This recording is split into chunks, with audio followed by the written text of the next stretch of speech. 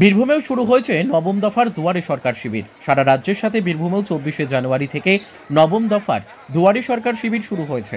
উল্লেখ্য, 2020 সালের ডিসেম্বর মাস থেকে শুরু হয়েছে এই দুয়ারে সরকার প্রকল্প। আবেদনপত্র গ্রহণ করা হবে 1 ফেব্রুয়ারি পর্যন্ত। 18টি দপ্তরের মোট 37টি প্রকল্পের পরিষেবার সুবিধা নেওয়ার জন্য আবেদন করা যাবে। জমা পড়া আবেদনের ভিত্তিতে উপভোক্তাদের সুবিধা প্রদান করা হবে, সরকারি সূত্রে খবর। এবারও এই শিবির থেকে জাতিগত শংসাপত্র, বিধবা ভাতা, বার্ধক্য ভাতা, কন্যাশ্রী, মেধাশ্রী, ভবিষ্যৎ ক্রেডিট কার্ড এবং বাংলা কৃষি সেচ যোজনার আওতায় থাকা ক্ষুদ্র সেচ প্রকল্পে আবেদন সহ মোট 37টি পরিষেবার সুবিধে পাওয়া যাবে বলে সরকারি নির্দেশিকায় জানানো হয়েছে। বীরভূমের 19টি ব্লক ও 6টি পৌরসভা এলাকাতে শুরু হয়েছে এই নবম দফায় দুয়ারে সরকার প্রকল্প।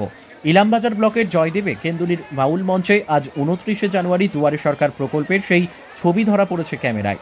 পানীয় জল থেকে শুরু করে বয়স্ক মানুষদের বসার সুব্যবস্থা করা হয়েছে বলে সূত্রে জানা যায়। উপভোক্তারা তাদের আবেদনের ফর্ম নিয়ে জমা দিচ্ছেন সংশ্লিষ্ট টেবিলে।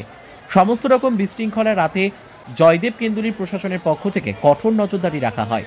জয়দেব কেন্দুলি গ্রাম পঞ্চায়েত প্রধান বুম্বারুই দাস সাংবাদিকদের মুখোমুখি হয়ে জানিয়েছেন এই প্রকল্পের খুঁটিনাটি সুযোগ সুবিধের কথা। জয়দেব কেন্দুলি থেকে জয়ন্ত মণ্ডলের রিপোর্ট, এস নিউজ বাংলা। মাননীয় মুখ্যমন্ত্রী অনুপ্রেরণায় নবম পর্যায়ে যে দুয়ারে সরকার 37টি প্রকল্পের প্রত্যেকটি কাউন্টার করা হয়েছে এবং সেখানে মানুষ তার আবেদন ফর্ম নিয়ে তারা জমা করছে এবং তার অভূতপূর্ব সাড়া আমরা দেখতে পাচ্ছি। যা জনসাধারণের যা সমাবেশ, তাতে আমাদের যে দুয়ারে সরকার ক্যাম্প খুব ভালোভাবে সম্পন্ন হচ্ছে। এখানে 19টি মতো টেবিল ওপেন করা হয়েছে এবং 37টি প্রকল্প এখানে সুবিধা দেওয়া হচ্ছে।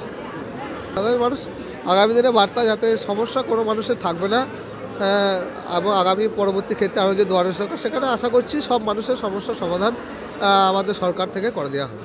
প্রশাসনের তরফ থেকে সক্রিয় ভূমিকা আছে। প্রত্যেকটি মানুষের জন্য পানীয় জলের ব্যবস্থা, বয়স্ক মানুষদের বসার জায়গা থেকে শুরু করে মায়েদের আলাদা বসার জায়গা, সমস্ত রকম ব্যবস্থা করা হয়েছে। একদম মানুষ খুবই উপকৃত হবে। মানুষের যা কাজের এখন চাপ, তার থেকে মানুষ তাদের দুয়ারে এসে যে সরকার যে প্রকল্পগুলি দিচ্ছে, সকলে আশা করি সুবিধা হবেই, অবশ্যই সুবিধা। এখনও পর্যন্ত 300+ এখনও চলছে। 37টি প্রকল্প। বুম্বারুই দাস, প্রধান, জয়দেব গ্রাম পঞ্চায়েত।